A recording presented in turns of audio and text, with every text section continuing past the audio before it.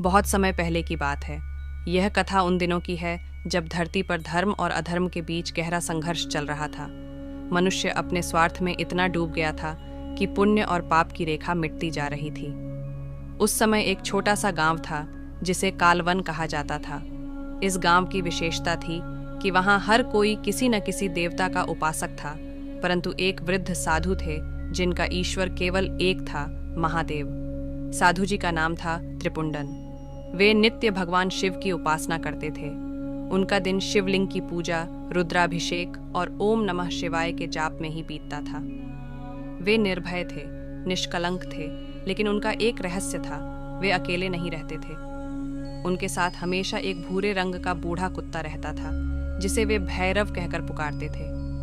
गांव वाले उस कुत्ते से डरते थे, कहते थे, ये कोई साधारण कुत्ता नहीं, इसके आंखों में कुछ दिव्य चमक है। ये रात को चुपचाप जंगल में चला जाता है और सुबह त्रिपुंडन के पास लौट आता है। कुछ लोग तो ये भी कहते थे कि उन्होंने उस कुत्ते को शिवलिंग के सामने रोते हुए देखा है, जैसे वो किसी अपने की याद में बिलख रहा हो। एक दिन आया महाकाल का संदेश। एक रात त्रिपुंडन को स्वप्न में भगवान शिव ने दर्शन दिए।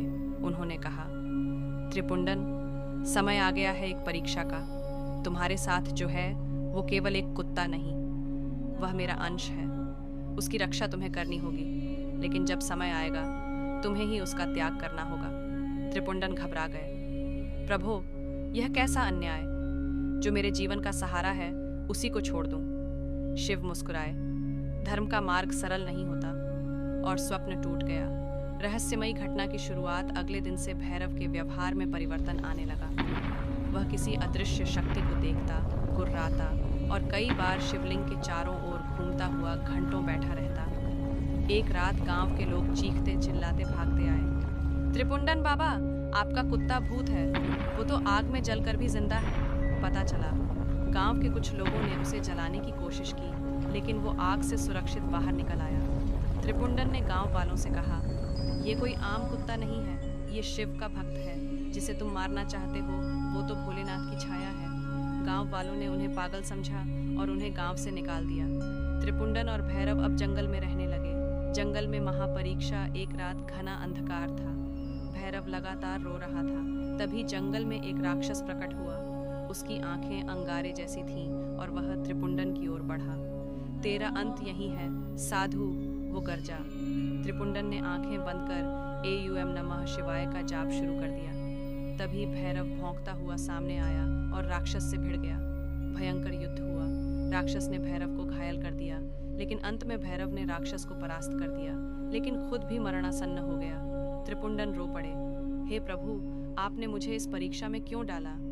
तभी आकाश से एक तेज प्रकाश फैला और भगवान शिव प्रकट हुए। त्रिपुंडन, आज तुमने मेरी सबसे बड़ी लीला देखी है। भैरव कोई कुत्ता नहीं था, वह मेरा ही रूप था जो तुम्हारी भक्ति की गहराई को परखने आया था। त्रिपुंडन ने झुककर प्रणाम किया। शिव ने भैरव के शरीर को स्पर्श किया और वह तेज में लीन हो गया। तभी आकाश से आवाज आई, जो कोई इस कथा को श्रद्धा से सुनेगा उसके सारे भय, सारे कष्ट भैरव हर लेंगे। और आज भी कहते हैं, जब किसी गांव में रात के अंधेरे में एक बूढ़ा कुत्ता मंदिर के बाहर बैठा हो और उसकी आंखों में दिव्यता हो, तो समझ लेना वो स्वयं महादेव के भैरव हैं, अपने भक्त की परीक्षा लेने आए हैं। यदि आपको ये दिव्य कथा छू गई हो तो इस वीडियो को लाइक करें और ऐसे ही